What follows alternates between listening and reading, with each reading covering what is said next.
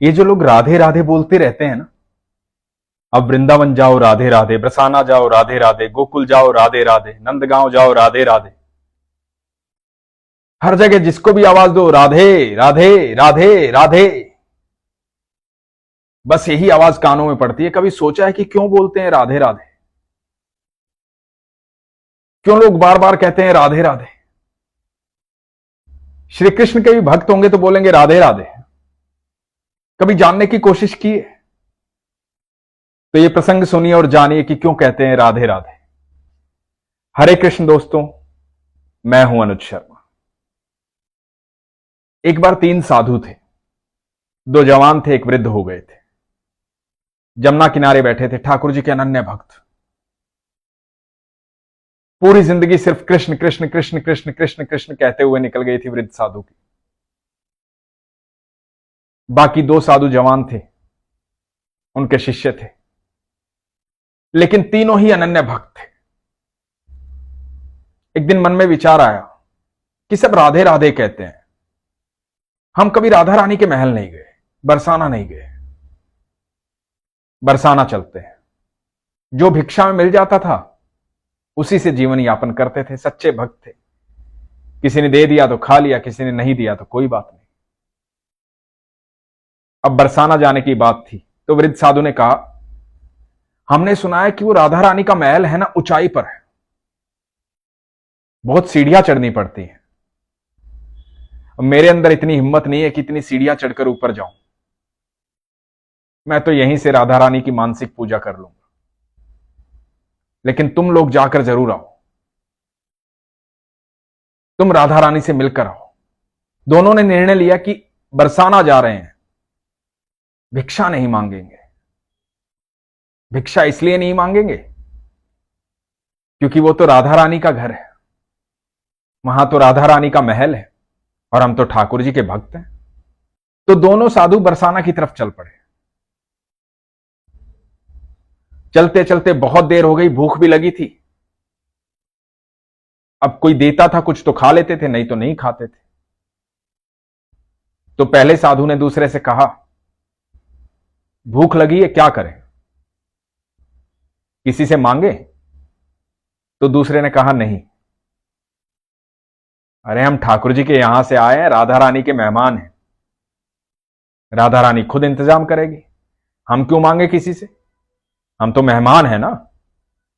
तो चलो राधा रानी से मिलते हैं, देखते हैं क्या होता है। तो राधा रानी के महल के पास पहुंचे, सीढ़ियां चढ़ी, थक गए थे, ऊपर पहुंचे। ऊपर पहुंच के राधा रानी के दर्शन किए। भूख जोरों की लगी थी, लेकिन कहीं कुछ मिला ही नहीं और किसी ने कुछ दिया ही नहीं। राधा रानी के दर्शनों से तृप्त हो गए, मन प्रसन्न हो गया, आनंद आ गया। पहली बार राधा रानी को देखा था। राधा रानी की अटारी पर जाकर के हर किसी को सुकून मिलता है। वहां ऐसी हवा का झोंका चलता है कि आदमी कितना भी परेशान हो, कितना भी दुखी हो, प्रसन्न हो जाता है, सारी थकान दूर हो जाती है। तो दोनों साधु अटारी पर आ गए, वहीं पर विश्राम करने लगे। रात्रि हो गई, दोनों भूखे पेट ही सो गए। इधर राधा रानी की सेवा करने वाले गोस्वामी जी को स्वप्न आता है। स्वप्न में आती है राधा रानी। राधा रानी कहती है, गोस्वामी जी, मेरे 2 मेहमान आए और वो भूखे सो गए मेरी ही अटारी पर। आपने इतना भी ध्यान नहीं दिया कि कोई यहां भूखा सो रहा है। तो गोस्वामी जी ने क्षमा मांगी। गोस्वामी जी ने पूछा कि राधा रानी, मुझे तो पता ही नहीं। राधा रानी ने कहा, जाओ उन्हें भोजन करो, मेरी अटारी पर सो रहे, भूखे पेट सो रहे। गोस्वामी जी हड़बड़ाकर उठे, अटारी पर पहुंचे, देखा 2 साधु सो रहे। दोनों साधुओं को उठाया, बोला, क्षमा चाहता हूं, आप राधा रानी के मेहमान हैं। तो साधुओं ने कहा कि नहीं, ऐसा तो कुछ नहीं है, हम तो आए थे दर्शन करने, थक गए थे, कल सुबह वापस जाएंगे। तो गोस्वामी जी बोले कि आपने कुछ खाया नहीं है, मैं भोजन की व्यवस्था करता हूं, आप आराम से बैठिए, मैं भोजन लेकर आता हूं। और गोस्वामी जी भंडारे में गए, प्रसाद लेकर आए, जो भोग का प्रसाद था, ला करके दोनों साधुओं को दिया। साधुओं ने भोजन किया, आत्मा तृप्त हो गई, मन प्रसन्न हो गया, राधे राधे बोलने लगे। गोस्वामी जी को राधे राधे किया, राधे राधे कर कर गोस्वामी जी चले गए। गोस्वामी जी बड़े डरे हुए थे, घबराए हुए थे, हड़बड़ाए हुए थे, क्योंकि यह शिकायत राधा रानी ने की थी। अब दोनों साधु वहीं अटारी पर फिर से सो गए। राधा रानी स्वप्न में आई। राधा रानी ने आके कहा कि कैसा लगा भोजन। दोनों के स्वप्न में आई और दोनों ने ही कहा कि बहुत अच्छा लगा, आनंद आ गया। मेहमान हो ना मेरे, ठाकुर के यहां से आए हो, कृष्ण के यहां से आए हो, भोजन में आनंद आया ना, कुछ और व्यवस्था करनी है? तो दोनों साधुओं ने कहा कि नहीं महारानी, आपके दर्शन हो गए, आपको देख लिया, ये सब स्वप्न में चल रहा है।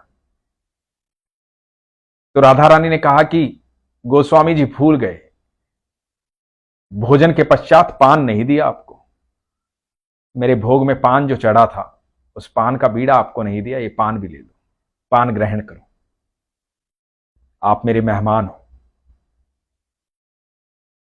दोनों ने स्वप्न में पान लिया, राधा रानी को प्रणाम किया और राधा रानी स्वप्न में अंतर्ध्यान हो गई। यह सुबह 4 बजे की बात है।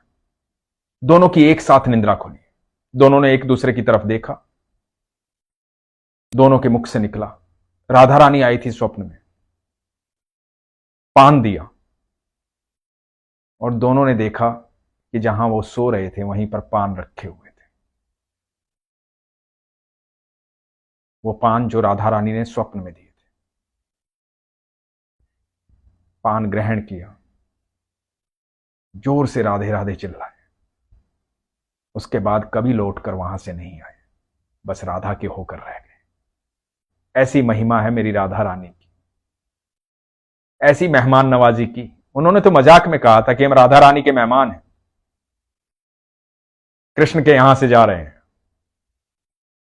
लेकिन राधा रानी तो राधा रानी है, सबको उतना ही प्रेम करती है, उसे सब सुनाई देता है, सब दिखाई देता है। हमारे मन में जो भी भावना आती है हमारे ईश्वर के पास पहुंचती है, चाहे वो अच्छी हो या बुरी। इसलिए अपने मन को सात्विक रखें, सच्चा रखें, सरल रखें, सहज रखें, प्रेम से परिपूर्ण रखें। जिनके हृदय में राधा रानी और ठाकुर जी निवास करते हैं वो कभी गलत सोचते ही नहीं है और गलत कृत्य करते ही नहीं है। हमेशा अच्छा साहित्य पढ़ें, अच्छी भावना रखें। आप यकीन मानना, जब भी आप सरल भाव से, सहज भाव से, बिना शंका किए कुछ भी ईश्वर से मांगेंगे, कुछ भी उनसे कहेंगे, वो अवश्य सुनेंगे, अवश्य देंगे। कोई भी समस्या आपके लिए बड़ी हो सकती है, लेकिन ईश्वर के लिए कोई भी समस्या बड़ी नहीं है। उनके लिए वो पल भर का काम है, लेकिन आपका विश्वास होना चाहिए, शंका नहीं होनी चाहिए। और यकीन मानना, जो लोग ये कहते हैं ना कि मेरा कुछ हो नहीं रहा है, वो हमेशा शंका करते हैं। जो लोग ये कहते हैं ना मैं बहुत दुखी हूं, वो शंका करते हैं। जिन्हें विश्वास होता है उन्हें हमेशा यह लगता है कि मेरा ईश्वर मेरे साथ है, मैं दुखी हो भी कैसे सकता हूं। तो इसलिए कभी भी ये शब्द अपने मुंह से मत निकालिए कि मैं दुखी हूं। विश्वास रखिए, सब कुछ बेहतर होगा, सब कुछ अच्छा होगा। ईश्वर आपकी बात सुनते हैं, आपके साथ रहते हैं। इसलिए हमेशा अपने विश्वास को मजबूत रखिए, अपना ख्याल रखिए। हरे कृष्ण।